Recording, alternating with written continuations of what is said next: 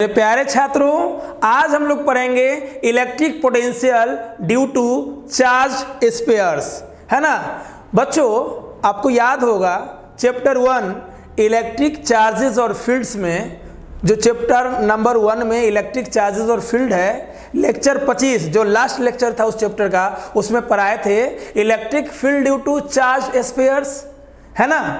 जैसे electric field निकालना है उसमें हॉलो स्फीयर लेते थे, हॉलो स्फीयर में कंडक्टिंग लेते थे या नॉन कंडक्टिंग लेते थे, उसके द्वारा इलेक्ट्रिक फील्ड तो सेम होता था। चाहे पॉइंट आउटसाइड लेते थे, पॉइंट सरफेस पे लेते थे, पॉइंट इनसाइड लेते थे। मतलब electric field due to hollow sphere, चाहे वो कंडक्टिंग हो नॉन कंडक्टिंग हो, and electric field due to charge conducting solid sphere, यानी हॉलो स्फीयर में चाहे चार्ज कंडक्टिंग हो या चार्ज नॉन कंडक्टिंग हो। हॉलो स्फीयर में तो अंदर में चार्ज होगा नहीं, अंदर खोखला है, जगह खाली है, तो चार्ज सरफेस पे आ जाएगा। तो हॉलो स्फीयर में चार्ज चाहे कंडक्टिंग हो चाहे नॉन कंडक्टिंग हो सरफेस पे रहेगा, और सॉलिड कंडक्टिंग स्फीयर में भी चार्ज सरफेस पे रहेगा। तो ये एक नेचर का हो गया। इस सब के कारण इलेक्ट्रिक फील्ड सेम होगा, चाहे आप बाहर निकालो, सरफेस पे निकालो, अंदर निकालो। बस अलग क्या होता था, सॉलिड नॉन कंडक्टिंग स्फीयर जब चार्ज उसके वॉल्यूम में होता था। तो उसी के तर्ज पर आज का लेक्चर है electric potential due to charged spheres. तो हम लोग क्या करेंगे, ऐसे लिखेंगे potential due to hollow sphere, इसी का दूसरा नाम थिन सेल, इसी का तीसरा नाम चार्ज्ड कंडक्टिंग और नॉन कंडक्टिंग स्फेरिकल सेल, है ना। एग्जाम में बहुत तरीके से लिख देगा, find electric potential due to hollow sphere और थिन सेल और स्फेरिकल सेल। और जब सेल है या थिन सेल है या हॉलो स्फीयर है, चाहे वो कंडक्टिंग रहे चाहे नॉन कंडक्टिंग रहे, नेचर सेम होगा। इसमें एक केस और घुस जाएगा, है ना। वो क्या होगा, potential due to charge conducting solid sphere. ये सब केस में चार्ज सरफेस पे होगा, है ना। हॉलो में तो अंदर जगह खोखला ही है, अंदर चार्ज होगा नहीं, सरफेस पे होगा। और सॉलिड के केस में जब हम चार्ज अंदर देंगे, जैसे मान लो हमारे पास कोई सॉलिड स्फीयर है और उसके अंदर में हम चार्ज देंगे, तो चार्ज कंडक्ट होता हुआ उसके सरफेस पे आ जाएगा।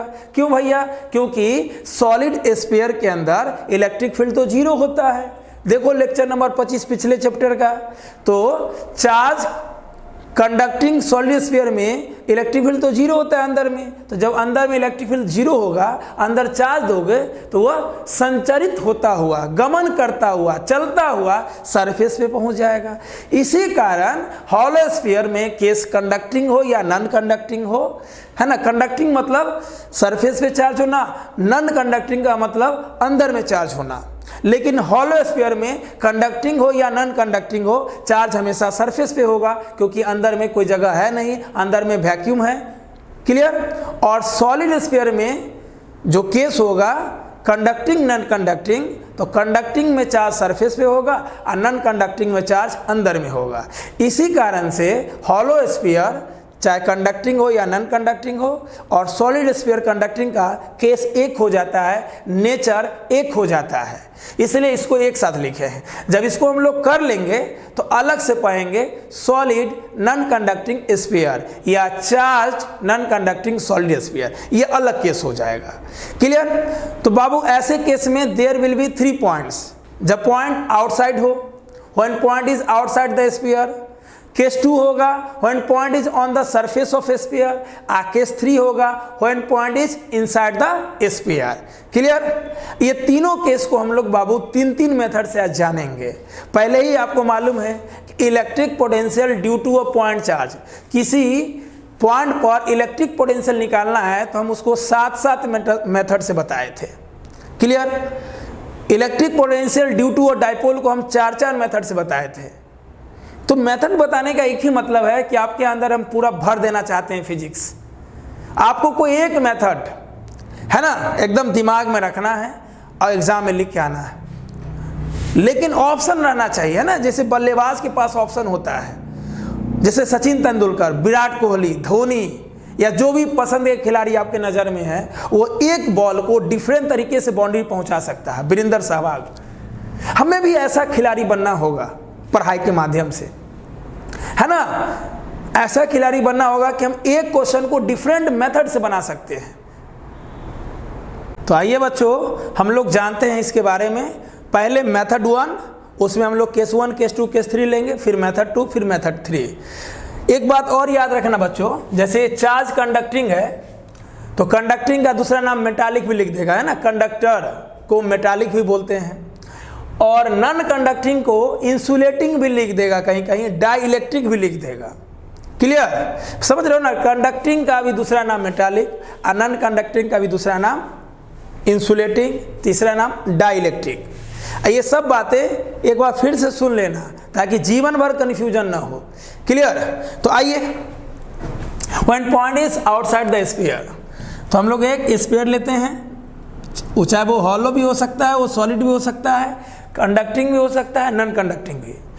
हॉलो में कंडक्टिंग नॉन कंडक्टिंग दोनों, और सॉलिड में सिर्फ कंडक्टिंग। ये सब के द्वारा हम लोग इलेक्ट्रिक ये पोटेंशियल जो निकालेंगे वो एक ही जैसा होगा।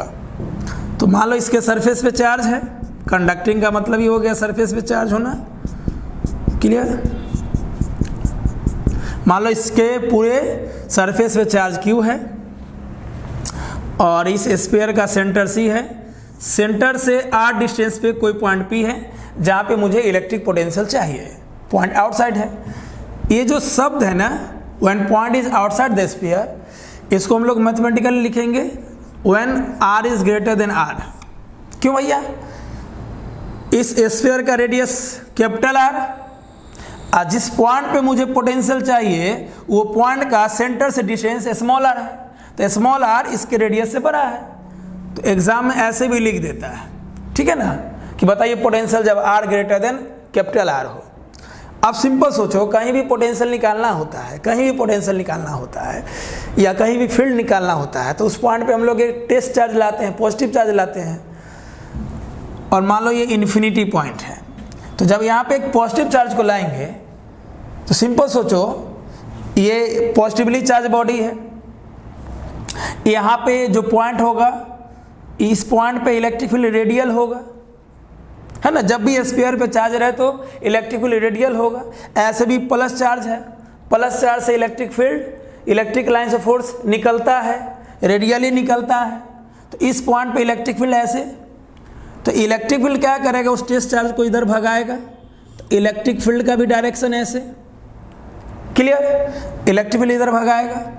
अब सिंपल सोचो, स्फीयर के द्वारा, चार्ज स्फीयर के द्वारा इलेक्ट्रिक फील्ड आउटसाइड क्या होता है? इलेक्ट्रिक फील्ड आउटसाइड होता है 1/4 पाई एप्सिलॉन नॉट Q/r²। अब इस फॉर्मूला से देखो तो इलेक्ट्रिक फील्ड वेरिएबल है कि नहीं है? क्योंकि सेंटर से जैसे जैसे दूर हम जाएंगे इलेक्ट्रिक फील्ड घटेगा। इसका मतलब है इस P पॉइंट पे या P पॉइंट के आगे किसी भी पॉइंट पे इलेक्ट्रिक फील्ड वेरिएबल है।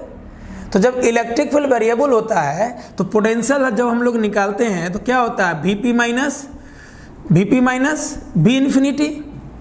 चार्ज को हम लोग P पॉइंट से इन्फिनिटी पे लाएंगे इलेक्ट्रिक फील्ड के हेल्प से।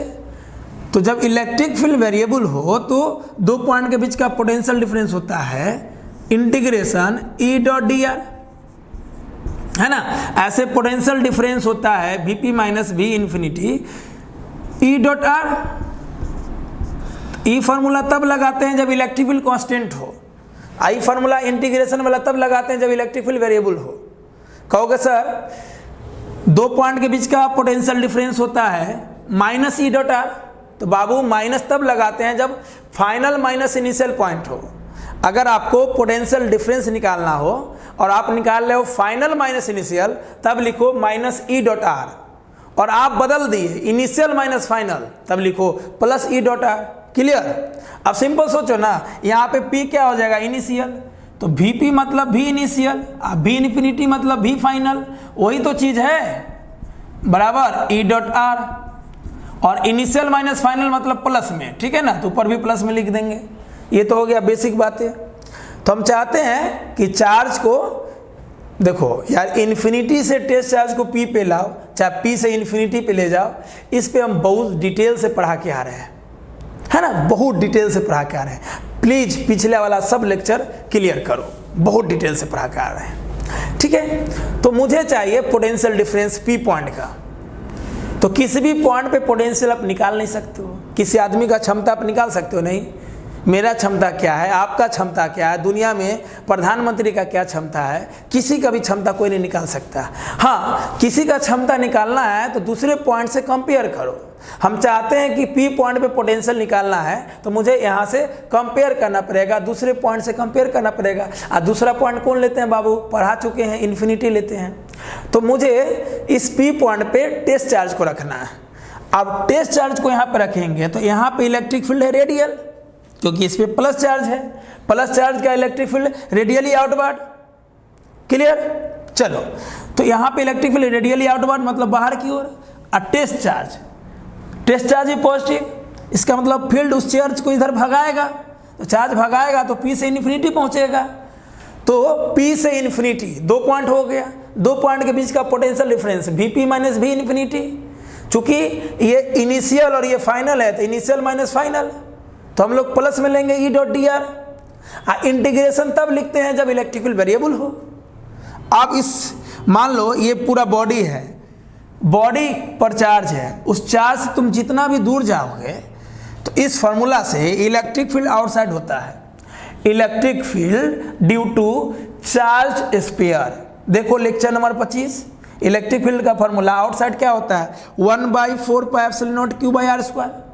इसका मतलब इलेक्ट्रिक फील्ड आर पर डिपेंड करता है, डिस्टेंस बढ़ेगा तो फील्ड घटेगा, मतलब फील्ड वेरिएबल है।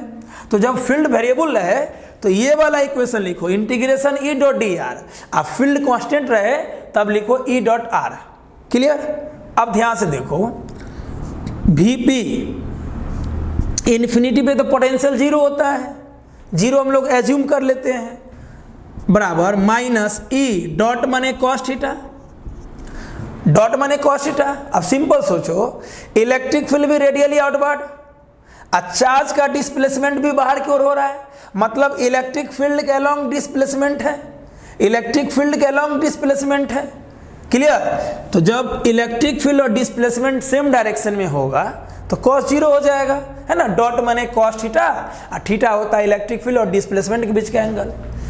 तो इलेक्ट्रिक फील्ड भी बाहर की ओर, इस इलेक्ट्रिक फील्ड के कारण चार्ज का डिस्प्लेसमेंट भी बाहर की ओर होगा, मतलब फील्ड और डिस्प्लेसमेंट सेम डायरेक्शन में है तो थीटा 0 हो जाएगा।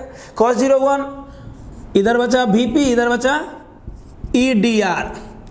इलेक्ट्रिक फील्ड आउटसाइड क्या होता है, यहाँ से फॉर्मूला देखो, 1/4πε0 q/r²। तो ई के जगह रख देंगे 1/4πε0 q/r² dr, क्लियर। अब ध्यान से सोचो, यहाँ पे जो हमारा dr है, यानी ये जो डेरिवेटिव होता है ना, ये जो डिफरेंशियल एलिमेंट होता है, देखो किसी भी इंटीग्रेशन में एक डिफरेंशियल एलिमेंट होता है, यहाँ पे डिफरेंशियल एलिमेंट है dr, है ना। डिफरेंशियल एलिमेंट है dr, क्यों? क्योंकि P पॉइंट से इन्फिनिटी पे पहुंचने के लिए बहुत सारे छोटे छोटे पॉइंट हैं। मान लो P से R तक डिस्प्लेसमेंट हुआ R, तो हर पॉइंट का स्मॉल डिस्प्लेसमेंट क्या हो जाएगा, dr। यहां से यहां जितना डिस्प्लेसमेंट किया, हर पॉइंट का डिस्प्लेसमेंट क्या हो जाएगा, dr dr dr dr dr dr dr dr dr infinite dr। dr को कितना बार जोड़ेंगे, इनफाइनाइट बार, तब जाके यहां से यहां का डिस्टेंस मिल जाएगा। इसका मतलब है कि हर इंटीग्रेशन के साथ एक डिफरेंशियल एलिमेंट होता है कि जो डिस्प्लेसमेंट चार्ज कर रहा है, यानी इलेक्ट्रिक फील्ड के कारण चार्ज जो डिस्प्लेस हो रहा है, उसका डिफरेंशियल एलिमेंट क्या है, dr है, क्लियर। जो डिफरेंशियल एलिमेंट होता है बाबू, उसी का लिमिट होता है। और ये चीज को और बेहतर जानने के लिए अभी हम 11th वाले लेक्चर में बेसिक मैथमेटिक्स पढ़ा रहे हैं, उसमें डाले ना हम इंटीग्रेशन क्यों करते हैं, हम इंटीग्रेशन क्यों पढ़ते हैं, प्लीज देख लीजिए, मजा आ जाएगा। और कभी भी ये चीज समझने की जरूरत नहीं होगी और मुझे बोलना नहीं पड़ेगा, है ना, कि dr क्या होता है। तो dr, तो लिमिट क्या हो जाएगा, चार्ज पहले था इस P पॉइंट पे, तो ये P पॉइंट यहाँ से R दूरी पे है, तो यहाँ R कहाँ पहुँच गया, इन्फिनिटी पे।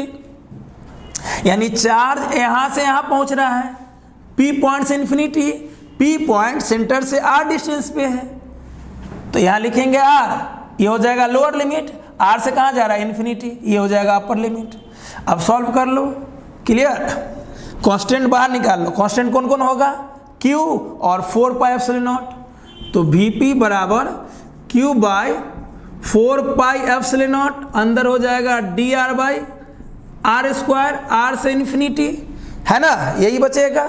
अब सिंपल सोचो, इंटीग्रेशन आप लोग जानते हैं, हम बेसिक मैथमेटिक्स बगल से लेके चल रहे हैं, इंटीग्रेशन डिफरेंशिएशन, और पिछले लेक्चर में कितना बार बता दिए कि dr बाई आर स्क्वायर का होता है -1 बाई आर, तो -1 बाई आर, R से इन्फिनिटी, तो Vp बराबर Q by 4 pi epsilon not, minus को बाहर ले लो, माइनस बाहर ले लो, अब 1 बाई आर बचा, 1 बाई आर की जगह एक बार 1 बाई इन्फिनिटी और एक बार R की जगह इन्फिनिटी लाएंगे, और फिर R की जगह R लाएंगे, और दोनों के बीच में minus, 1 by infinity 0, 1 by infinity 0, -1 by r बाहर आएगा, माइनस माइनस प्लस हो जाएगा, तो P पॉइंट का पोटेंशियल हो जाएगा 1 by 4 pi epsilon naught Q by R, हो गया।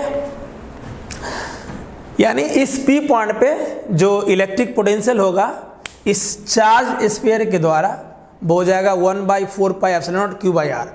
अब ध्यान से देखो बच्चों, ध्यान से देखो कि अगर इस P पॉइंट पे पोटेंशियल आया, इस P पॉइंट पे पोटेंशियल आया 1 by 4 pi epsilon naught Q by R, तो कुछ याद आया, यही फॉर्मूला है ना, potential due to a point charge.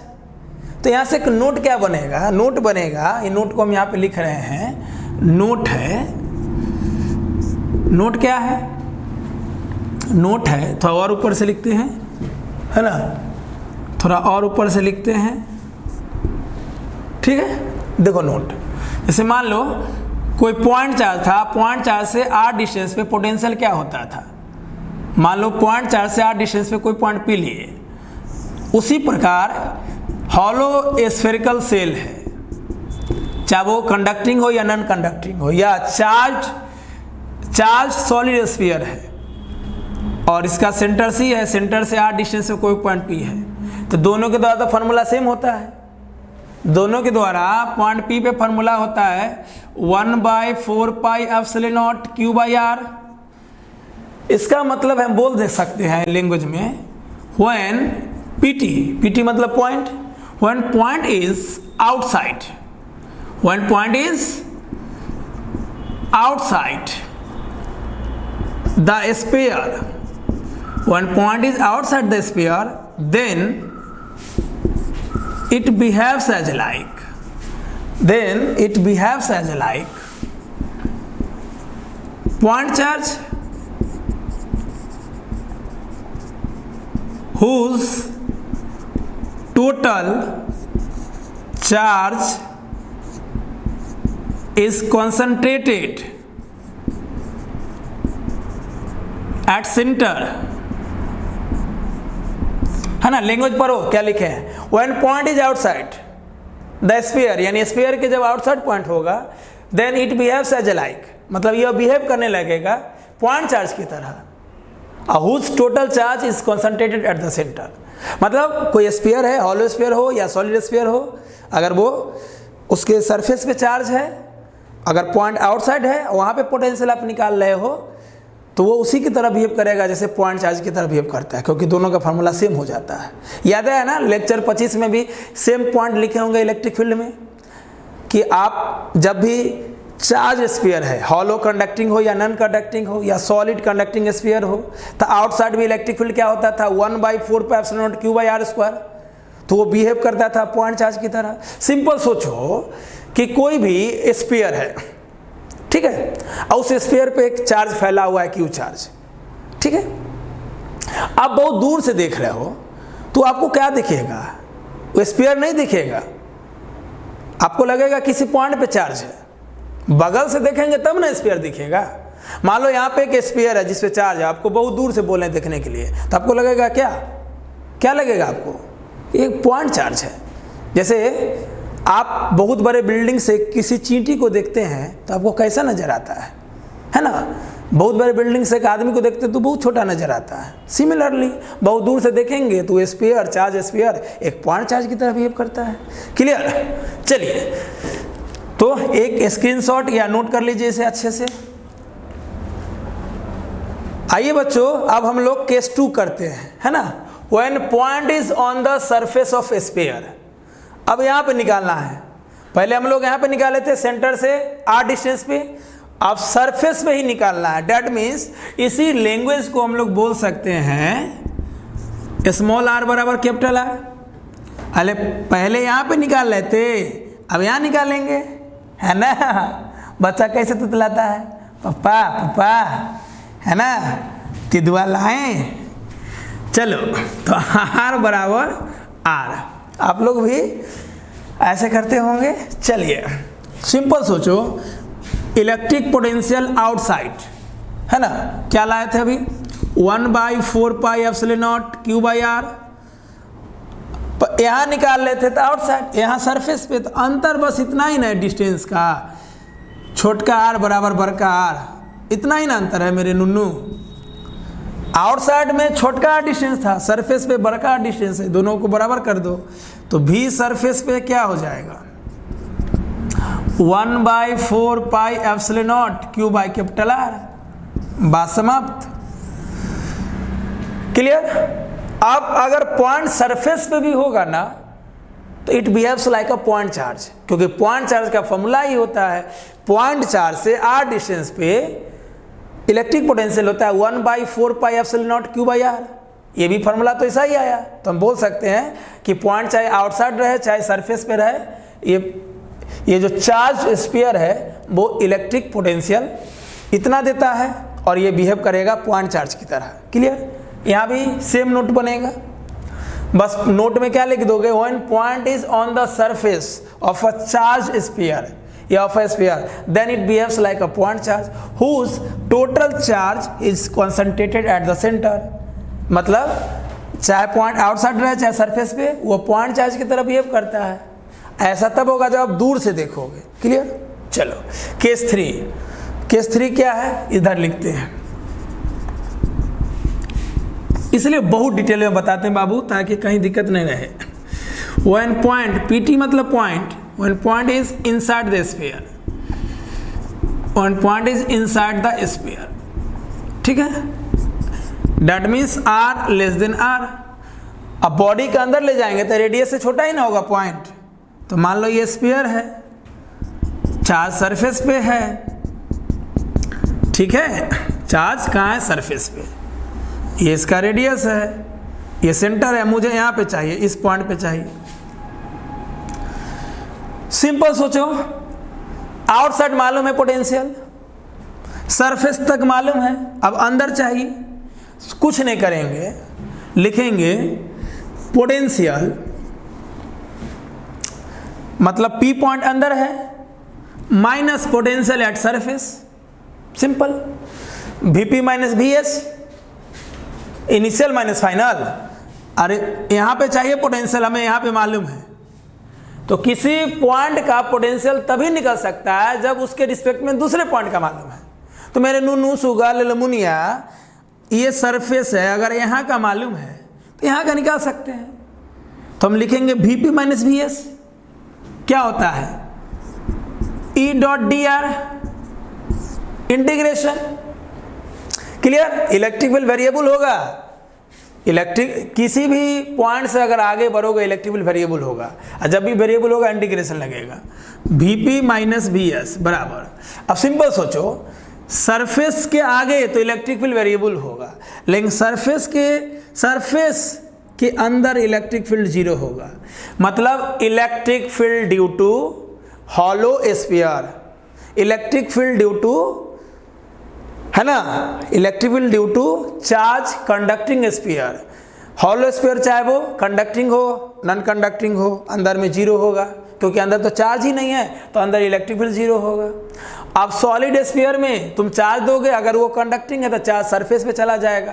तो बताओ, चार्ज सरफेस पे है तो चार्ज तो अंदर है नहीं, और जब चार्ज अंदर नहीं है तो अंदर का इलेक्ट्रिक फील्ड क्या होगा, 0। यहाँ पे जो इलेक्ट्रिक फील्ड आपको दिख रहा है ये 0 हो जाएगा। कितना मजेदार हो गया। ये फार्मूला हम लोग लगाएं और इलेक्ट्रिक फील्ड 0 क्यों हो गया? क्योंकि मुझे अंदर में इलेक्ट्रिक पोटेंशियल चाहिए, और हम जानते हैं कि अंदर में इलेक्ट्रिक पोटेंशियल, चाहे वो हॉलो स्फीयर हो, हॉलो स्फीयर का कंडक्टिंग हो, नॉन कंडक्टिंग हो, चाहे सॉलिड स्फीयर का कंडक्टिंग हो, चार्ज तो सरफेस पे होगा, और जब चार्ज सरफेस पे होगा तो इलेक्ट्रिक फील्ड इनसाइड 0 होगा। तो यहाँ पे इलेक्ट्रिक फील्ड 0 हो जाएगा ना। पोटेंशियल अंदर का तो फील्ड भी अंदर का। पोटेंशियल मुझे अंदर में चाहिए इसलिए फील्ड 0 होगा। केस 1 केस 2 में मुझे चाहिए था बाहर फील्ड, बाहर पोटेंशियल, तो फील्ड बाहर में होता है, पोटेंशियल बाहर में होगा। सरफेस पे चाहिए था पोटेंशियल, सरफेस पे होता है फील्ड। अंदर में चाहिए, अंदर में फील्ड नहीं होता है, तो यहाँ पे 0 कर देंगे। तो बताओ अब क्या हो जाएगा, Vp माइनस Vs बराबर 0, मतलब Vp बराबर Vs। ये बहुत ही मजेदार पॉइंट हो जाएगा। जब कंडक्टर का प्रॉपर्टी बताएंगे ना तो इसके बारे में हम लोग लैंग्वेज में लिखेंगे कि जितना इलेक्ट्रिक पोटेंशियल कंडक्टर के सरफेस पे होगा, कंडक्टर या मेटालिक बॉडी या मेटालिक सरफेस, उतना ही पोटेंशियल अंदर के किसी भी पॉइंट पे होगा। चाहे वो हॉलो स्फीयर हो, हॉलो स्फीयर में कंडक्टिंग हो, नॉन कंडक्टिंग हो, कितना बार बोलो, चाहे सॉलिड कंडक्टिंग स्फीयर हो, अंदर में किसी पॉइंट पे चले जाओ सेंटर से, यानी सेंटर से सरफेस तक इलेक्ट्रिक पोटेंशियल सेम होगा, मतलब कांस्टेंट होगा, और फार्मूला एक ही रहेगा 1/4πε0 Q/r, है ना। सरफेस से मतलब इनसाइड, मतलब सेंटर से शुरू करो चलना, इनसाइड में पूरा सरफेस तक electric potential constant, electric potential क्या होगा, कांस्टेंट होगा, कोई वेरिएशन नहीं, सिंपल। अरे अंदर इलेक्ट्रिक फील्ड 0 होगा, जहां भी इलेक्ट्रिक फील्ड 0 होगा ना, पोटेंशियल कांस्टेंट होगा, पोटेंशियल हर पॉइंट पे सेम होगा। क्लियर, समझ गए कैसे किए?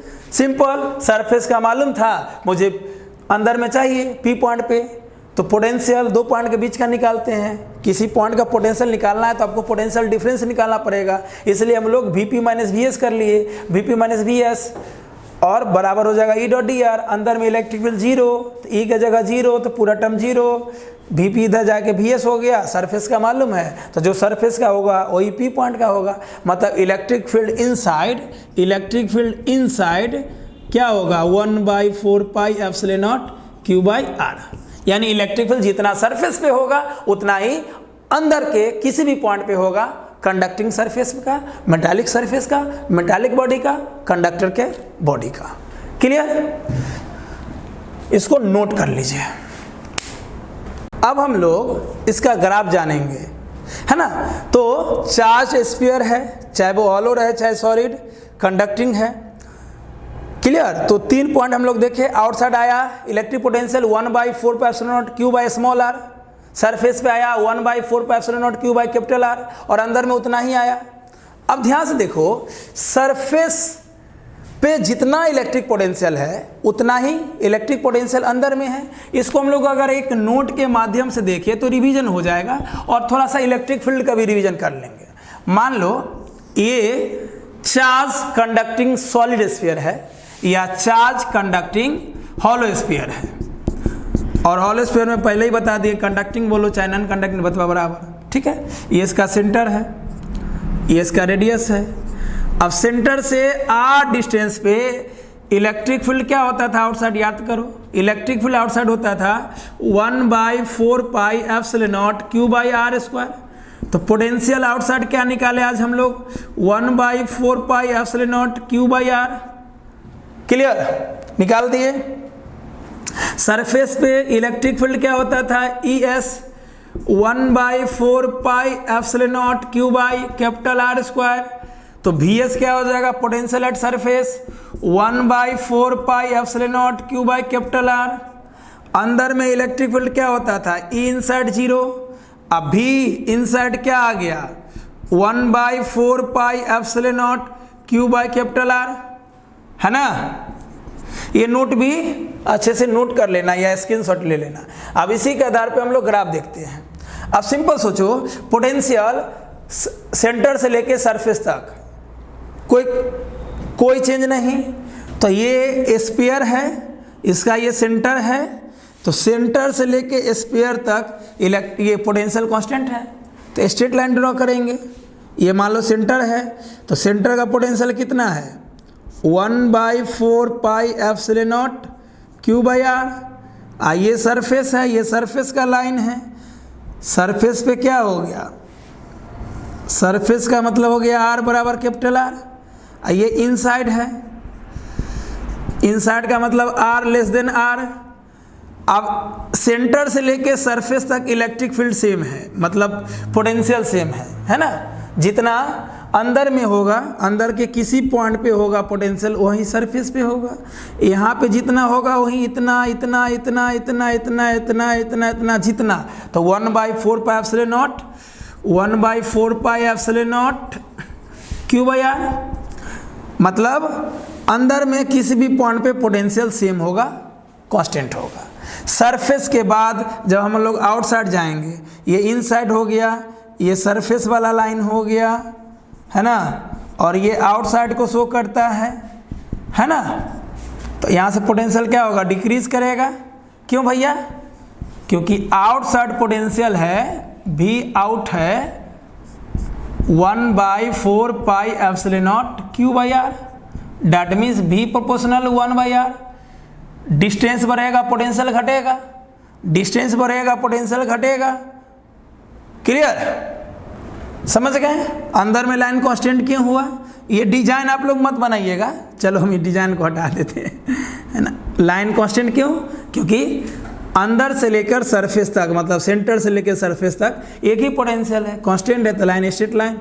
इसके बाद वेरी करने लगा इस फार्मूला से, है ना। V प्रोपोर्शनल R, डिस्टेंस बढ़ेगा पोटेंशियल घटेगा, तो ये हाइपरबोला वाला लाइन हो जाएगा ना, कि डिस्टेंस के बढ़ने से पोटेंशियल घटेगा। चलिए नोट कर लीजिए। अब हम लोग मेथड 2 से सेम चीज को देखेंगे, है ना।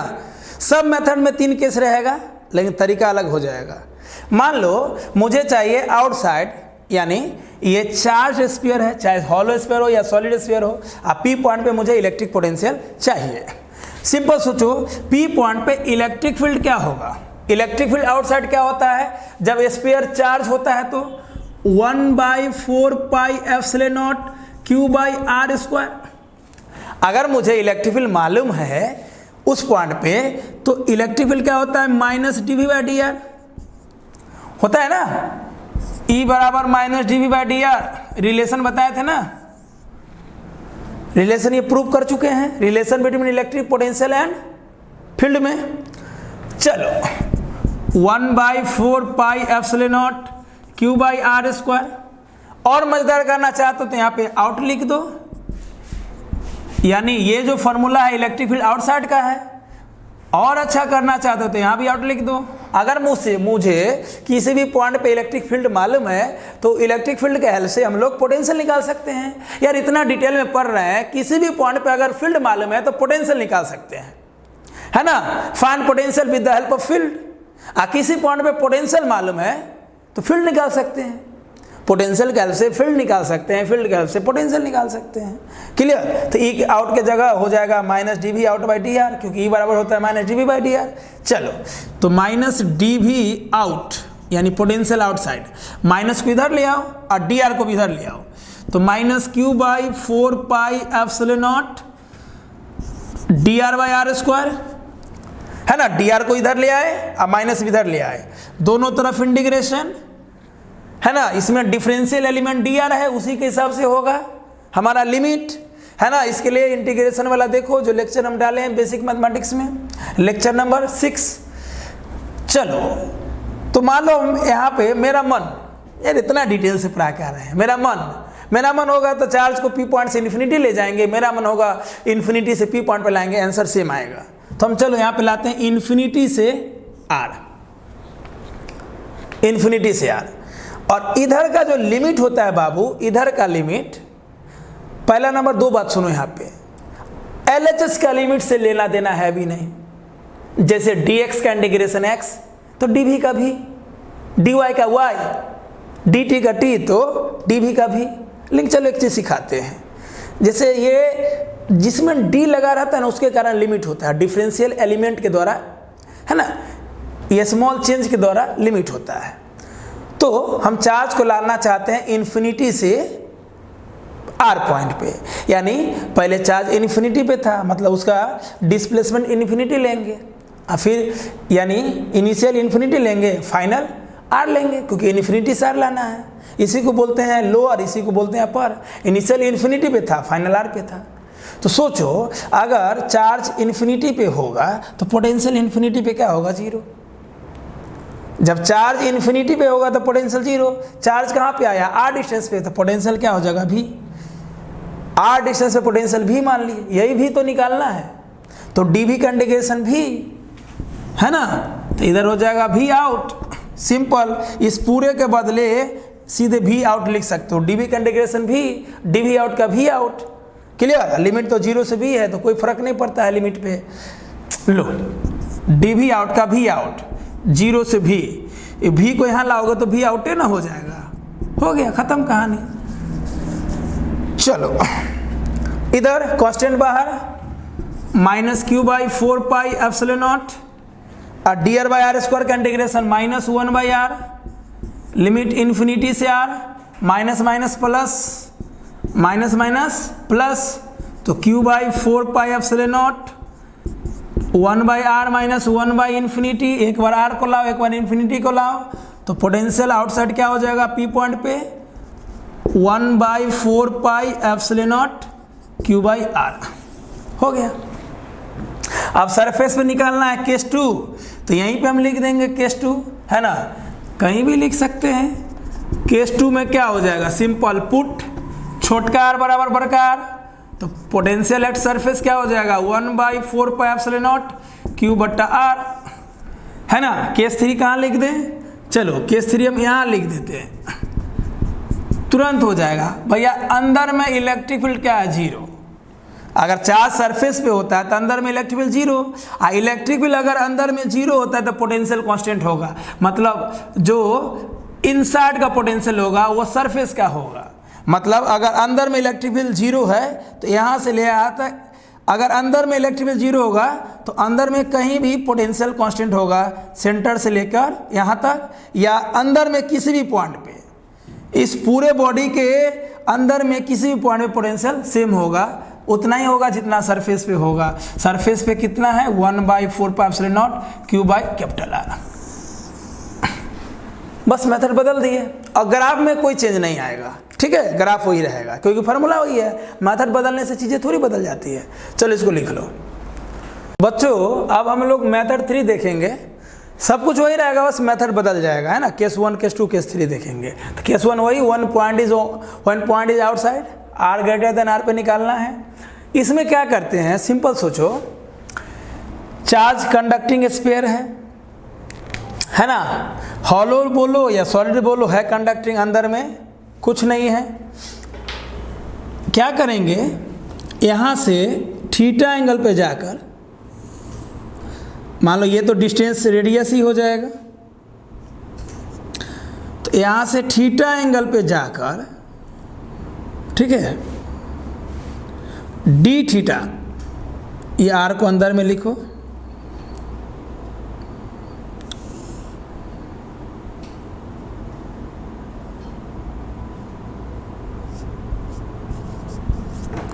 तीसरा मेथड में क्या करेंगे? यहाँ से थीटा एंगल पे जाकर डी थीटा थिकनेस का एक रिंग काट लेंगे, ऐसे करेंगे। थीटा एंगल पे जाकर डी थीटा एंगल का एक रिंग काट लेंगे, है ना। क्या करेंगे? सेंटर से थीटा एंगल पे जाकर डी थीटा थिकनेस का एक रिंग काट लेंगे, है ना।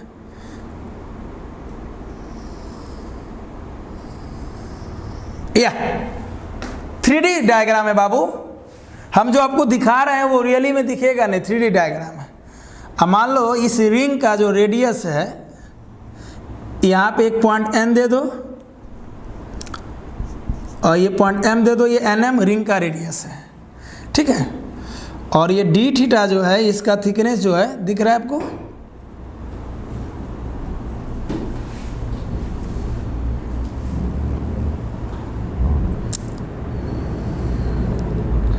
क्या किए?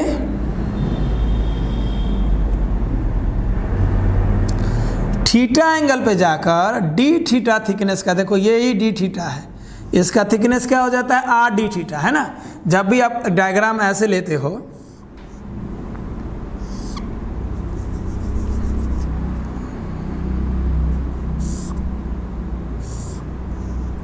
ये मान लो डी थीटा एंगल है, ये रेडियस आर है, तो ये लेंथ कितना हो जाता है आर डी थीटा, है ना। थीटा बराबर होता है ना एल बाई आर, एल बराबर थीटा आर, थीटा का काम कौन करा डी थीटा, तो लेंथ हो जाएगा, यानी ये जो थिकनेस हो जाएगा, इस थिकनेस का वैल्यू हो जाएगा आर डी थीटा। प्रूफ भी कर दिए। मान लो इस पूरे स्फीयर पे चार्ज क्यू है, पूरे स्फीयर पे चार्ज क्यू है, स्फीयर का रेडियस आर है, चार्ज सरफेस पे है, तो सरफेस डेंसिटी ऑफ चार्ज क्या होता है सिग्मा, मतलब सरफेस डेंसिटी ऑफ चार्ज, ये होता है चार्ज पर यूनिट एरिया। तो एरिया क्या होता है स्फीयर का 4 पाई आर स्क्वायर, स्फीयर का एरिया होता है 4 pi r square. Charge surface पे है तो सरफेस डेंसिटी ऑफ चार्ज होता है चार्ज बाय एरिया, एरिया हो जाएगा 4 पाई आर स्क्वायर। क्लियर। अब सिंपल सोचो, मुझे अगर इस पी पॉइंट पे चाहिए इलेक्ट्रिक पोटेंशियल, तो पूरे बॉडी से कोई लेना देना नहीं है। ये जो एलिमेंटल रिंग लिए हम लोग, एलिमेंटल रिंग, इस रिंग के द्वारा अगर हम लोग निकाल लेंगे, ये बाबू काटे हम लोग, इस रिंग के द्वारा हम लोग निकाल लेंगे। ये दरअसल रिंग आपको दिखेगा नहीं, हम दिखाने की कोशिश कर रहे हैं। तो इस रिंग के द्वारा अगर हम लोग निकाल लेंगे, मान लो एन से पी पॉइंट एक्स दूरी पे है, तो ऐसा रिंग कितना, ऐसा रिंग कितना, ring ring ring ring ring रिंगा, है ना, ring ring ring ring ring ring. एक हॉलो स्फीयर बहुत सारे रिंग से बना है, ring ring ring ring ring ring. तो अगर हम एक छोटे से एक एलिमेंटल रिंग के द्वारा अगर हम पोटेंशियल पी पॉइंट पे निकाल लेते हैं, तो इंटीग्रेट कर देंगे, आंसर हमारा आ जाएगा। क्लियर। सिंपल सोचो, इस छोटे से रिंग का एरिया क्या होगा, रिंग का जो एरिया होगा डी ए, क्योंकि रिंग तो छोटा है, एलिमेंटल रिंग है। तो सोचो इस रिंग का जो रेडियस है वो है एन एम, तो एन एम हो जाएगा आर साइन थीटा। कैसे, सिंपल सोचो, ये आर है, तो ये आर के कारण अगर सी से एन आर है, सी से एन आर है, तो आर के कारण ये जो लाइन होगा, ये लाइन, ये हो जाएगा आर कॉस थीटा, यानी सी एम हो जाएगा आर कॉस थीटा। ओके। और मान लो ये ओ पॉइंट है ना, देखो ध्यान से, जैसे ये जो थिकनेस है ना, थिकनेस का ये एन पॉइंट है और ये ओ पॉइंट है, ये दोनों तो बहुत बहुत करीब है, तो हम लिख सकते हैं ओ सी जो है वो ओ सी आर है ना, ओ सी आर है, और जो हमारा एन एम है वो है आर साइन थीटा। नहीं, ध्यान से देखो, इसी थिकनेस को हम यहाँ दिखाए हैं, है ना, डायग्राम को थोड़ा बढ़िया से देखो, तो ध्यान से देखो, इस थिकनेस का नीचे वाला पॉइंट एन हो, ऊपर वाला पॉइंट ओ है, एन और ओ बहुत करीब है, ठीक है। तो अब अगर हम बोले ओ सी और एन सी, नहीं, अगर एन सी आर है तो ओ सी भी लगभग आर होगा, क्योंकि ओ और एन बहुत बहुत करीब है ना। जब दो पॉइंट बहुत बहुत करीब हो तो यहाँ से ये दूरी और ये दूरी बराबर हो जाता है। अगर एन और ओ पॉइंट बहुत बहुत बहुत करीब हो तो जितना वैल्यू सी एन का होगा उतना वैल्यू सी ओ का होगा। तो हम ओ सी और ओ एन दोनों आर लिख सकते हैं। तो बताओ, अगर ये आर है, मान लो ये आर है, कहीं भी हम बेसिक में दिखाते हैं, अगर ये लाइन आर है और इस लाइन के साथ ये थीटा बनाया, तो इसका दो वैल्यू, ये हो जाएगा आर कॉस थीटा और ये हो जाएगा आर साइन थीटा। कहोगे सर अगर ये पूरा स्फीयर है तो ये आर है तो ये भी आर होगा ना, तो बाबू यहाँ तक ना आर होगा, हम तो एम पॉइंट पहले ही ना लिए हैं, ये यहाँ तक ना आर होगा, ये वैल्यू तो आर कॉस थीटा है ना। देखो सरफेस तक, सेंटर से सरफेस तक ना आर होगा, जैसे सेंटर से सरफेस तक आर है, हम तो पहले ही ले रहे हैं इसलिए नाम दे दिए हैं सी एम। तो सोचो आर का ये वैल्यू आर कॉस थीटा, ये वैल्यू आर साइन थीटा, तो सोचो ये वैल्यू जो है आर कॉस थीटा क्या है, सी एम है, c m r cos theta, और हमारा जो एम एन है या एन एम है वो है आर साइन थीटा, क्योंकि ये आर है, ये आर कॉस थीटा, तो ये आर साइन थीटा। अब इस चीज़ को एक और मेथड से दिखाते हैं, ठीक है। सिंपल सोचो क्या है, मान लो in triangle C N M sine theta क्या होगा। एक ट्रेंगल देखो ध्यान से, सी एन एम है ना, सी एन एम, ओके। उस ट्रेंगल में साइन थीटा क्या होगा, ध्यान से देखो, साइन थीटा होता है पी बाई एच, तो n m by o c, N m by o c इन ट्रेंगल सी एन एम में साइन थीटा हो जाएगा ना पी बाई एच, पी का काम करेगा एन एम ये लाइन, और एच का काम करेगा सी एन के जगह हम ओ सी भी लिख सकते हैं क्योंकि एन ओ के करीब है, तो एन एम हमारा क्या हो जाएगा, ओ सी साइन थीटा, ओ सी तो रेडियस है मतलब आर साइन थीटा। सिमिलरली उसी ट्रेंगल में ट्रेंगल सी एन एम में कॉस थीटा हमारा क्या हो जाएगा, कॉस थीटा हमारा हो जाएगा, कॉस थीटा होता है बी बाई एच, तो बी का काम करेगा सी एम और एच का काम करेगा ओ सी या सी एन, दोनों ओ और एन पॉइंट बहुत करीब है, तो हम ओ सी भी लिख सकते हैं, सी एन भी लिख सकते हैं, तो सी एम हमारा हो जाएगा ओ सी कॉस थीटा, ओ सी का वैल्यू आर कॉस थीटा, ठीक है। तो आप सोचो मुझे चाहिए इस रिंग का एरिया, एलिमेंटल एरिया, तो एरिया होता है लेंथ इंटू थिकनेस, तो उस रिंग का लेंथ हो जाएगा 2 पाई आर साइन थीटा, क्योंकि रिंग बिहेव्स लाइक अ सर्किल, सर्किल का लेंथ क्या होता है 2 पाई आर, यहाँ पे आर का काम कर रहा है आर साइन थीटा, क्लियर। और थिकनेस, इस रिंग का रेडियस तो हो गया 2 पाई, इस रिंग का रेडियस है आर साइन थीटा, क्योंकि ये आर साइन थीटा है, तो पूरा लेंथ हो जाएगा 2 पाई आर साइन थीटा, और थिकनेस कितना है आर डी थीटा, तो आर डी थीटा, तो जो एरिया हो जाएगा वो हो जाएगा 2 pi r square sine theta d theta, ये एरिया हो जाएगा इस रिंग का।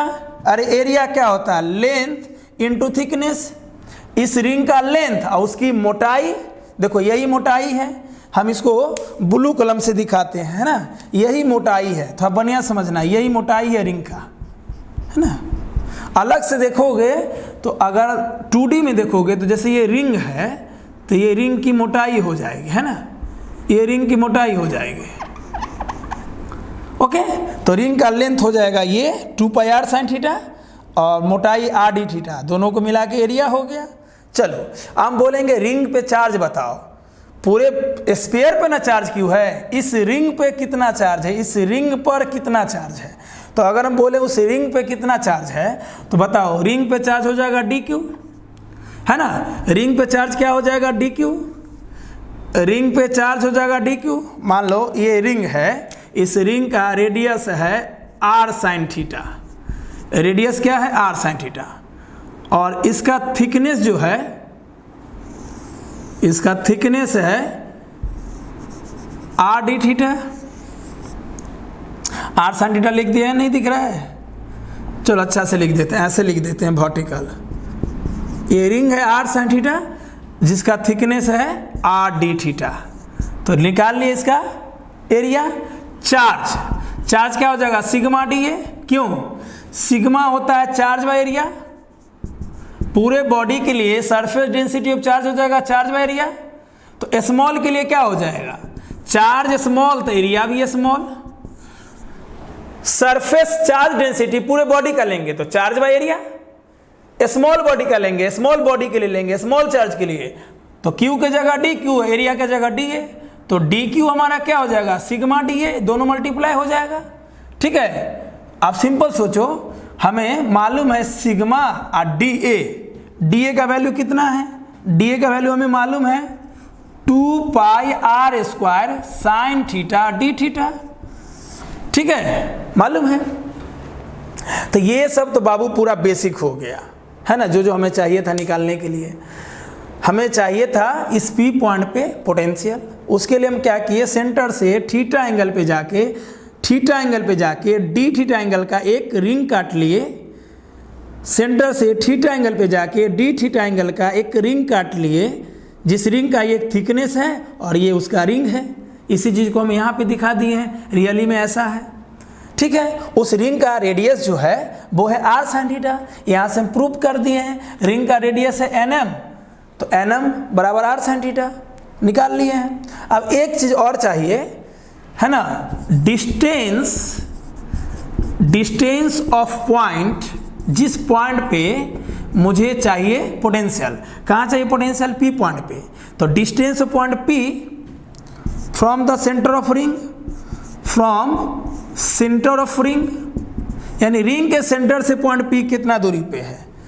स्फीयर के सेंटर से, स्फीयर के सेंटर से ना P पॉइंट R दूरी पे है, स्फीयर के सेंटर से P पॉइंट R दूरी पे है। इस रिंग के सेंटर से कितना दूरी पे है? ये रिंग का सेंटर ये ना है, सॉरी रिंग का सेंटर ये है, यहाँ से कितना दूरी पे है?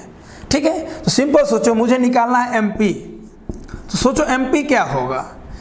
मुझे चाहिए MP, C से P है R, तो सोचो MP क्या हो जाएगा? CP minus CM। मान लो मुझे M से P चाहिए, तो मुझे CP मालूम है R और C से M मालूम है, C से M मालूम है R cos थीटा। तो MP हो जाएगा CP माइनस CM, CP का वैल्यू R, CP का वैल्यू R और CM का वैल्यू R cos थीटा। तो ये जितना भी चीज़ निकाले हैं ये सब बेसिक है, तब जाके हम लोग निकालेंगे। तो ये पूरे बेसिक चीज़ को एक बार नोट कर लो, पूरे बेसिक चीज़ को नोट कर लो, अपने आप पता चल जाएगा कि ऐसा क्यों किए। चलो नोट कर लो बच्चों। इससे पहले हम बेसिक काम किए, अब बेसिक क्यों किए ये जानना बहुत ज़रूरी है। अब मान लो इस P पॉइंट पर इस पूरे चार्ज स्फीयर के द्वारा, चाहे वो सॉलिड कंडक्टिंग स्फीयर हो या हॉलो कंडक्टिंग या नॉन कंडक्टिंग स्फीयर हो, इसके द्वारा P पॉइंट पे मुझे इलेक्ट्रिक पोटेंशियल चाहिए जो पॉइंट आउटसाइड है। इसके लिए हम क्या किए, सेंटर से थीटा एंगल पर जाकर डी थीटा एंगल का एक रिंग काट लिए, है ना। जैसे मान लो हमारे पास ये एक, जैसे हम समझा रहे हैं, ये मान लो एक स्फीयर है, सेंटर से r डिस्टेंस पे कोई पॉइंट P है, स्मॉल r डिस्टेंस पे कोई पॉइंट P है जहाँ पे मुझे पोटेंशियल चाहिए। तो सेंटर से थीटा एंगल पे जाके डी थीटा एंगल का एक एलिमेंटल रिंग काट लिए, जिस रिंग का रेडियस है nm और इस nm का वैल्यू r sin थीटा। दो तरीके से हम प्रूव कर दिए, इससे पहले बेसिक लिख लिए थे आप लोग। ओके, आप सिंपल सोचो, अगर हम इस एलिमेंटल रिंग के द्वारा P पॉइंट पे अगर हम इलेक्ट्रिक पोटेंशियल निकाल लेंगे, तो ऐसा एलिमेंटल रिंग कितना होगा पूरे बॉडी में? Infinite. Ring ring ring ring ring ring ring ring रिंगा, हाय रिंग रिंग रिंगा, हाय रिंग रिंग रिंगा, इनफाइनाइट रिंग होगा पूरे स्फीयर में। तो एक रिंग के द्वारा निकाल लेंगे और इंटीग्रेट कर देंगे, निकल जाएगा, क्योंकि इनफाइनाइट चीज को जोड़ने के लिए इंटीग्रेशन बना, है ना। एक रिंग के द्वारा निकाल लेंगे, ऐसा इनफाइनाइट रिंग है। तो अगर पूरे स्फीयर पे चार्ज Q है, तो सोचो स्फीयर पे चार्ज Q है मतलब सरफेस पे है, तो सरफेस पे सिग्मा क्या होता है? Charge by area. यानी जब चार्ज सरफेस पे हो तो surface density of charge by area. तो पूरे बॉडी के लिए सिग्मा क्या हो जाएगा? Surface density of charge per unit area, charge और सरफेस का एरिया, है ना, स्फीयर का एरिया 4πr²। ये हो गया स्फीयर के लिए। मुझे चाहिए इस रिंग के ऊपर चार्ज, तो सिग्मा हो जाएगा dQ/dA, क्योंकि रिंग जो है एलिमेंटल बॉडी है, चार्ज भी छोटा, एरिया भी छोटा, ये एलिमेंटरी रिंग के लिए हो गया। तो dQ हो जाएगा सिग्मा dA। सिग्मा और dA हम कैसे निकाले थे पीछे प्रूव कर दिए, ठीक है। तो ये सब जरूरत का चीज है जो मुझे पड़ेगा जरूरत। अब P पॉइंट पे चाहिए पोटेंशियल, तो रिंग के द्वारा निकाल लेंगे, तो पोटेंशियल भी छोटा नहीं, मान लो पूरे बॉडी के द्वारा निकालते तो V पोटेंशियल, इस छोटे से रिंग के द्वारा निकालेंगे, जैसे बॉडी पे चार्ज Q है तो पोटेंशियल भी, इस रिंग पे चार्ज है dQ, इस रिंग पे चार्ज है dQ, तो पोटेंशियल होगा dV। तो इस रिंग के द्वारा P पॉइंट पे पोटेंशियल होएगा 1/4 पाई एप्सिलॉन, है ना, dq/x। क्योंकि रिंग, ये जो रिंग है, ये रिंग जो है एक एलिमेंटल बॉडी हो गया, यानी एक पॉइंट चार्ज बॉडी हो गया, एक पॉइंट चार्ज है। अगर हम P पॉइंट से देखेंगे तो ये वाला जो मतलब ये जो रिंग है ये एक एलिमेंटल रिंग है और ये एक पॉइंट चार्ज की तरह बिहेव करेगा। तो मान लो इस पॉइंट चार्ज के द्वारा P पॉइंट पे पोटेंशियल हो जाएगा 1/4 पाई एप्सिलॉन dq/x, क्योंकि पॉइंट चार्ज के द्वारा पोटेंशियल होता है 1/4 pi epsilon q by distance. चलो अब अगर मुझे dq मालूम है, x निकाल लेंगे। सिंपल सोचो, ये x क्या होगा, x होगा, ये निकालना है तो ये मालूम है मुझे, ये है nm और ये है mp। तो x के लिए मुझे ये nm चाहिए और ये mp चाहिए, तो हो जाएगा x बराबर रूट अंडर nm का वैल्यू r साइन थीटा, तो r साइन थीटा का स्क्वायर प्लस mp कितना है, mp का वैल्यू है r minus r cos theta. ये कैसे निकाले अभी थोड़ा देर पहले प्रूव कर दिए हैं, root under r minus r cos theta का स्क्वायर। यानी ये x निकालने के लिए मुझे ये और ये चाहिए, x हो जाएगा रूट अंडर इतना का स्क्वायर प्लस इतना का स्क्वायर। इस ट्रेंगल में x क्या हो जाएगा, हाइपोटेनस, इस nm का स्क्वायर, जैसे मान लो ये यहाँ पे थीटा एंगल है तो थीटा के सामने परपेंडिकुलर, तो मुझे चाहिए x या pn, x को हम लोग pn भी बोल सकते हैं। तो pn क्या हो जाएगा, nm का स्क्वायर प्लस mp का स्क्वायर। यहाँ से x क्या होगा, तोड़ो इसको, r साइन थीटा का square, r square sine square theta, r minus r cos theta का स्क्वायर, a माइनस b के स्क्वायर पे तोड़ दो, तो ये हो जाएगा r square plus r square cos square theta, है ना, a माइनस b का स्क्वायर होता है ना, a square plus b square minus 2ab cos theta. तो जब इसको सॉल्व करोगे तो ये होगा root under r square plus r square minus 2rl cos theta. ये सिंपलेस्ट फॉर्म में आएगा। कहोगे कैसे सर, सिंपल सोचो, r square sine square theta, इधर a माइनस बी के होल स्क्वायर में तोड़ दो तो ये वाला टर्म बचेगा। ठीक है, चलो अब dq का वैल्यू कितना है, तो 1/4 पाई एप्सिलॉन dq का वैल्यू है sigma into 2 pi r square sine theta d theta by x. और इस x का वैल्यू मुझे इतना मालूम है, ये भी लिख सकते हो और ये भी लिख सकते हो। तो इसी को ना हम सिंपलेस्ट किए हैं, सॉल्व किए हैं, सॉल्व करके ये आ गया था। ठीक है ना, ये सब रूट अंडर में बाबू, है ना। हाँ चलो अब सिंपल सोचो, अगर मुझे चाहिए इस P पॉइंट पे पोटेंशियल तो इसको इंटीग्रेट करना पड़ेगा, क्योंकि ये P पॉइंट पे जो पोटेंशियल हो गया बस एक रिंग के द्वारा हो गया, और वो रिंग हो गया एलिमेंटल रिंग। ऐसा ऐसा कितना रिंग, बहुत सारा रिंग, तो सभी रिंग के द्वारा निकाल के जोड़ेंगे। जोड़ने का मतलब यहाँ पे इंटीग्रेशन। तो अगर इंटीग्रेशन करना है तो थोड़ा लंबा चौड़ा इंटीग्रेशन हो जाएगा ना। तो देखो इसमें हम क्या करेंगे, थोड़ा सा बुद्धि लगा देते हैं।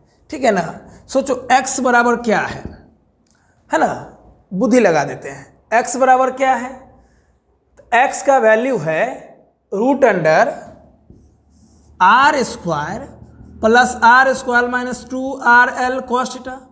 कहोगे क्यों सर, क्यों आप बुद्धि लगाएं, तो देखो ध्यान से यार, साइन थीटा डी थीटा, ठीक है, और नीचे x, हमें चाहिए इस x डिस्टेंस पे P पॉइंट पर पोटेंशियल। तो हम क्या करते हैं ना, अगर हम साइन थीटा डी थीटा का वैल्यू ही निकाल लें, ऐसे डायरेक्ट इंटीग्रेशन करेंगे तो थोड़ा बहुत लंबा पड़ जाएगा। लंबा ना है इक्वेशन, उसके लिए हम थोड़ा सा बुद्धि लगाते हैं। क्या बुद्धि लगाते हैं उसको ध्यान से देखिए। हम क्या किए, x का वैल्यू कितना है, root under r square plus r square minus 2rl cos theta, 2r cos theta. सोचो रूट अंडर को इधर लाएंगे तो ये हो जाएगा x square r square plus r square minus 2r cos theta, है ना। क्लियर बाबू, बोलते समय या कभी कभी लिखते समय अगर छोटा सा मिस्टेक हो तो खुद से ध्यान देना है। जब आप लोग क्लास में पढ़ते थे तो कुछ भी चीज़ अगर हो जाता था तो अब जल्दी से बोल देते थे सर यहाँ पे ये हो गया। तो बहुत छोटा मिस्टेक होता है, तो ध्यान रखना है ना, बोलने में या कहीं लिखने में अगर बहुत छोटा हो तो उसको इरेज कर देना, हटा देना, वो ध्यान रखना। तो रूट को इधर लाए तो स्क्वायर हो गया। अब सिंपल सोचो, अगर हम दोनों तरफ डिफ्रेंशिएट किए, डिफ्रेंशिएट बोथ साइड, ऐसा क्यों कर रहे हैं ध्यान देखना। अब किसके रिस्पेक्ट में कर रहे हैं ये नहीं मालूम है, तो सिंपल बताओ, बताए थे ना, जैसे साइन थीटा का डिफ्रेंशिएशन थीटा में हो जाएगा कॉस थीटा। अगर हम बोलेंगे साइन थीटा का डिफरेंशिएशन थीटा के रिस्पेक्ट में तो कॉस थीटा, लेकिन हम सिंपल बोलेंगे साइन थीटा का डिफरेंशिएशन तो हो जाएगा कॉस थीटा डी थीटा। तो एक्स स्क्वायर का डिफरेंशिएशन एक्स में होता है 2x, लेकिन एक्स स्क्वायर का डिफरेंशिएशन एक्स में होता है 2x, लेकिन एक्स स्क्वायर का डिफरेंशिएशन हो जाएगा 2x dx। इसलिए बेसिक मैथमेटिक्स हम बगल से पढ़ा रहे हैं, बात समझा। एक्स स्क्वायर का डिफरेंशिएशन 2x होगा, पावर मल्टीप्लाई में आ जाता है। तो अगर हम बोलते हैं एक्स स्क्वायर का डिफरेंशिएशन एक्स में तब 2x, लेकिन बोलेंगे एक्स स्क्वायर का सिर्फ डिफरेंशिएशन तो 2x dx। आर स्क्वायर का डिफरेंशिएशन 0, स्मॉल आर स्क्वायर का 0, क्यों? जो कैपिटल आर है, कैपिटल आर जो है वो स्फीयर का रेडियस है, कांस्टेंट है, और जो ये आर है वो यहाँ से यहाँ डिस्टेंस है, यानी इस समय ये आर और छोटका आर दोनों फिक्स है, दोनों कांस्टेंट है।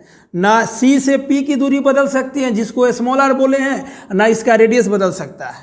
तो ये दोनों कांस्टेंट है, कांस्टेंट का differentiation 0, -2 small r capital r cos theta का differentiation minus sine theta d theta. ठीक है, तो 2 से 2 कट जाएगा, माइनस माइनस प्लस हो जाएगा। ओके, तो आप ये मिटाते हैं हम, इसको तो कोई जरूरत। तो अब देखिए कितना बचा, x dx है ना, 2 से 2 कट गया, यहाँ माइनस माइनस प्लस हो गया तो x dx हो जाएगा, है ना, r r sine theta d theta.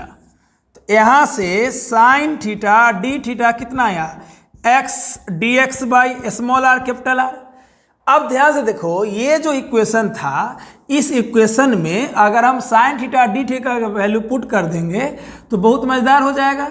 इसको हम इक्वेशन 1 मान लेते हैं, है ना। ये जो लंबा चौड़ा इक्वेशन था, ऐसे तो डी भी बराबर इतना है, तो हम दोनों तरफ इंटीग्रेट करते तो हमारा आंसर आ जाता। अब स्वाभाविक है कि लंबा चौड़ा टर्म है, इंटीग्रेट करते तो किसके रिस्पेक्ट में करते, ऊपर थीटा है नीचे एक्स है, ऊपर थीटा नीचे थीटा तो हो जाता, है ना। कहोगे नहीं sir sign theta d theta हो जाता, नहीं, लंबा चौड़ा हो जाता, फंस जाते आप। इसलिए हम साइन थीटा डी थीटा का वैल्यू भी निकाल लिए। ठीक है, अब सिंपल सोचो, इस पूरे टर्म को हम इक्वेशन 1 मान लिए, तो फ्रॉम इक्वेशन 1 अगर हम लिखेंगे तो बताओ साइन थीटा डी थीटा का वैल्यू वहाँ पे क्या हो जाएगा, है ना। साइन थीटा डी थीटा का वैल्यू ये वाला हो गया। तो फ्रॉम इक्वेशन 1 डी भी बराबर 1/4 पाई एप्सिलॉन नॉट, है ना, sigma into 2 pi r square sine theta d theta, कितना भी लाए थे sine theta d theta, x d x by कितना लाए थे आर आर, यानी साइन थीटा डी थीटा लाए थे x d x by small r capital r, और नीचे एक्स बचा हुआ है। आप सोचो कितना रिड्यूस हो गया, साइन थीटा डी थीटा की जगह x d x by small r capital are रखने के बाद क्या होगा, एक्स से एक्स गया, एक आर से एक आर गया, 2 पाई से 4 पाई गया।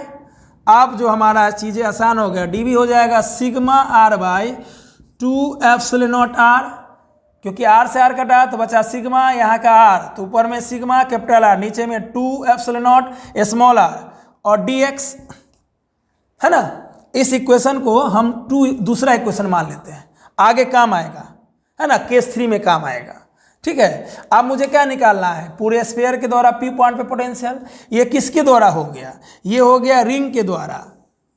ऐसा ऐसा कितना रिंग, इन्फानाइट, रिंग रिंग रिंगा है, रिंग रिंग रिंगा, तो इंटीग्रेट कर देंगे दोनों तरफ, हमारा आंसर आ जाएगा। चलो मिटा दें, ये वाला तो लिख लिए होंगे। तो दोनों तरफ इंटीग्रेट करेंगे, integrating both side, integrating both sides, dv इधर भी इंटीग्रेशन इधर भी integration, integration sigma r by 2 epsilon naught small r d x. तो डी भी का तो इंटीग्रेशन भी हो जाएगा। अब बोले थे ना LHS में लिमिट रखो ना रखो, LHS के लिमिट से कोई लेना देना नहीं है, ये सिंपल ध्यान रखना। बाकी इंटीग्रेशन का लेक्चर आप देखिए, अगर आपको कमजोरी महसूस होता है तब।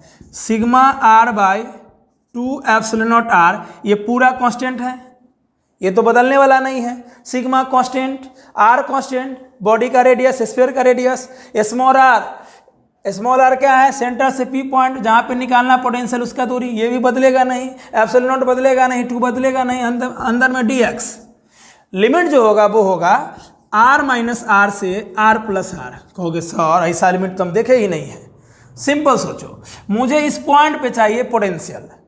सिंपल सोचो, यहाँ से यहाँ तक तो हो गया, इस सेंटर से सरफेस तक हो गया बॉडी का रेडियस कैपिटल आर, सेंटर से सरफेस तक बॉडी का रेडियस स्फीयर का रेडियस कैपिटल आर, और सेंटर से ही यहां से ये हो गया आर, जिसको हम यहां पे आर लिखते थे उसी को यहां लिखे हैं। तो सेंटर से यहां तक कैपिटल आर, सेंटर से यहां तक स्मॉल आर। हमें तो चाहिए आउटसाइड, तो आउटसाइड तो ये रीजन हो गया ना।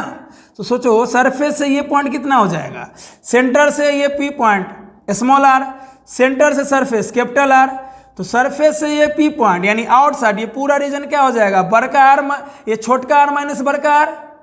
इसलिए छोटका आर माइनस बड़का आर से कहां तक, छोटका आर प्लस बड़का आर, मतलब आउटसाइड क्या हो गया, यहां से आउटसाइड शुरू हुआ, इस रीजन से आउटसाइड शुरू हुआ, तो ये रीजन क्या हो गया आर माइनस आर, ये पूरा स्मॉल आर, ये पूरा कैपिटल आर, तो ये हो गया small r minus capital r. अब यहां से इन्फिनिट तक, तो इन्फिनिट में चीजें जोड़ेंगे, तो यहां तक डिस्टेंस है आर, तो यहां तक ले लो आर प्लस आर। आर के बाद क्या, इन्फिनिट बोलो या आर प्लस आर बोलो, सिंपल।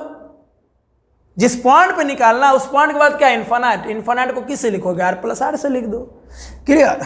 तो V बराबर sigma r by 2 epsilon naught r, t x का इंटीग्रेशन x, लिमिट लोअर से हायर,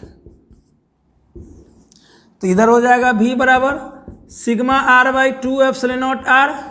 सिंपल सोचो, एक बार ये वाला टर्म आएगा, एक बार ये वाला टर्म आएगा, ये वाला लाओ फिर ये वाला लाओ, क्या हो जाएगा, कैपिटल 2R बचेगा नहीं, यहीं पे देख लो ना, यहीं पे देख लो, आएगा R plus r minus r. तो सिंपल सोचो, माइनस अंदर जाएगा तो ये माइनस हो जाएगा, बड़का आर प्लस हो जाएगा, तो स्मॉल आर कट जाएगा, बड़का आर 2R। सिंपल क्या हो जाएगा, V बराबर है ना, कटने वाला कुछ है क्या, हाँ 2 से 2 कट जाएगा, तो बचा sigma r square by epsilon naught are.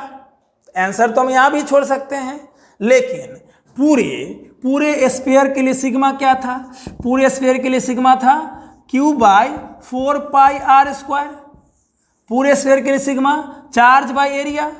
अब सिंपल सोचो, अगर हम इधर लिखें तो V बराबर कितना है, sigma r square by epsilon naught r, तो सिग्मा के जगह Q by 4 pi r square into r square by epsilon naught r, तो आर स्क्वायर से आर स्क्वायर गया, हाँ 4 पाई को नीचे ले आओ, तो 1/4 पाई एप्सिलॉन नॉट Q बट्टा आर। आ गया आंसर मेथड 3 से। ओके, ये केस 1 हो गया। अगर मुझे चाहिए केस 2, तो केस 2 मतलब क्या होता है, ऑन द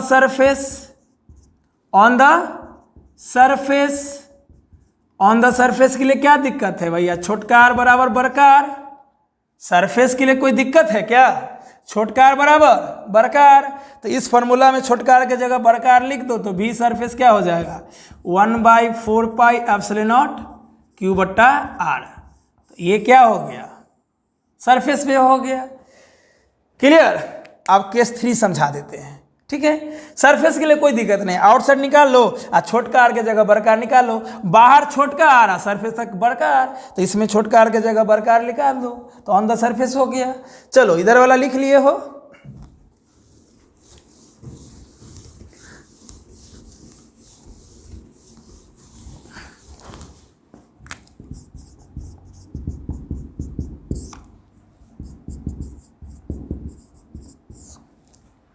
इनसाइड निकालना है।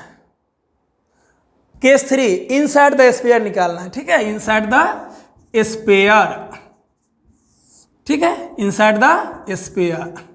सिंपल, एकदम सिंपल समझाते हैं। मान लो ये स्फीयर है, चार्ज गजा गज सरफेस पे है, ये मान लो सेंटर है, सेंटर से स्मॉल आर डिस्टेंस पे पॉइंट पी लिए, इस पॉइंट पी पे मुझे चाहिए इलेक्ट्रिक पोटेंशियल जो अंदर में है। तो मेथड 3 में सीधे लिखो फ्रॉम इक्वेशन 2, इक्वेशन 2 कितना है, ये पूरे रिंग के द्वारा था, तो क्या है, dv बराबर sigma r by 2 epsilon naught small r dx, दोनों तरफ इंटीग्रेशन कर देंगे। अब पॉइंट अंदर में है, नहीं यहीं पे निकालना है, तो लिमिट क्या हो जाएगा, मान लो सरफेस तक, ये सरफेस है, ये रेडियस, यहाँ तक ये सरफेस रेडियस हमें चाहिए यहीं पे, तो ये पूरा है r, ये स्मॉल r, तो नीचे क्या हो जाएगा, capital R minus small r। जिस पॉइंट पे चाहिए वो पॉइंट का डिस्टेंस यहाँ से r डिस्टेंस भी है, लेकिन सरफेस के रिस्पेक्ट में क्या हो जाएगा, यहाँ से सरफेस कैपिटल R, यहाँ से ये पॉइंट स्मॉल r, तो ये जो गैप है, ये जो गैप है जिसको हम क्रॉस से दिखाए हैं, है ना, तो सिंपल सोचो r माइनस आर से r प्लस आर, कहोगे सर ये लिमिट बहुत लेंदी है, सिंपल सोचो, एकदम सिंपल तरीके से समझाते हैं। हमें P पॉइंट अंदर में रखना है क्योंकि इनसाइड द स्फीयर निकालना है, वो P पॉइंट सेंटर से स्मॉल r दूरी पे है। अब बताओ अगर बाहर, तो मुझे चाहिए P पॉइंट पे पोटेंशियल, सिंपल सोचो, तो लिमिट ले लिए हैं कैपिटल R से small r, capital R plus small r, simple समझाते हैं। जिस पॉइंट पर पोटेंशियल चाहिए वो पॉइंट सरफेस से कितना दूरी पे है,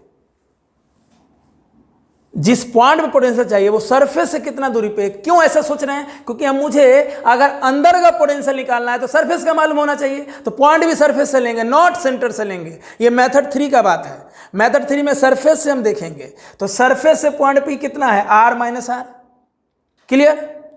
और हम कहां तक जा सकते हैं, इन्फिनिट तक, तो r प्लस आर, क्लियर। चलिए आप क्या कीजिए, ये वाला टर्म बाहर निकल जाएगा, तो ये वाला टर्म बाहर निकाल लीजिए, अंदर में क्या बचेगा, dx, dx का इंटीग्रेशन क्या होगा, x, और x के जगह एक बार r प्लस आर, एक बार r माइनस आर रख दीजिएगा, सिग्मा के जगह रख दीजिएगा q by 4 pi epsilon not, देखो v sigma r by 2 epsilon naught r, dx का इंटीग्रेशन x के जगह एक बार क्या होगा, r प्लस आर माइनस एक बार क्या हो जाएगा, r माइनस आर, यहाँ पे क्या कट जाएगा, सोचो ब्रैकेट उठेगा, तो बड़का r माइनस में छोटका r प्लस में, तो v बराबर sigma r by 2 epsilon naught r into 2r, नहीं क्योंकि बड़का r कट जाएगा, r से r गया, 2 से 2 गया, तो v बराबर सिग्मा r बाई कितना आ गया, एप्सिलॉन नॉट।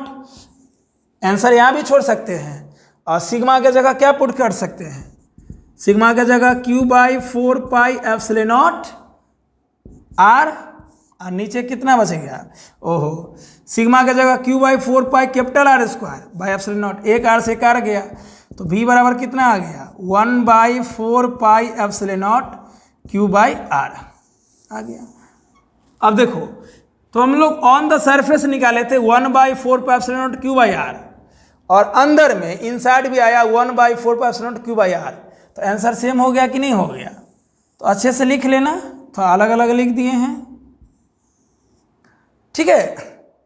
यहाँ के बाद यहाँ है sigma r by epsilon naught, sigma का value q by 4 pi r square into r by epsilon naught, r से r कट गया और 4 पाई को नीचे ले आए, तो हमारा टर्म ऐसा आ जाएगा। तो एक मेथड और है जो अगले लेक्चर में हम छोटा सा बता देंगे, शुरू में फिर नया चीज़ बताएंगे, तो अच्छे से देख लीजिए, है ना। बोर्ड में किस मेथड से बनाओगे, मेथड 1 से, और मेथड 2, मेथड 3 या अगले लेक्चर में छोटा सा मेथड 4 बताएंगे। ये सब नॉलेज के लिए है। क्या बताए थे, अपने अंदर इतना नॉलेज रखना है कि धुआं धुआं उड़ा दोगे, कोई आपसे हाथ मिलाने के लायक नहीं रहे। ये तब होगा जब नॉलेज होगा। अगर आपके अंदर नॉलेज है ना, तो क्या 95%, 99 भी आपको कम लगेगा। इसलिए नॉलेज के लिए पढ़िए, फिर तो बोर्ड एग्जाम के लिए तो हम पढ़ा ही रहे हैं। आज का लेक्चर पूरा बोर्ड एग्जाम के लिए है। तो मिलते हैं अगले लेक्चर में नए एनर्जी और नए उत्साह से। धन्यवाद।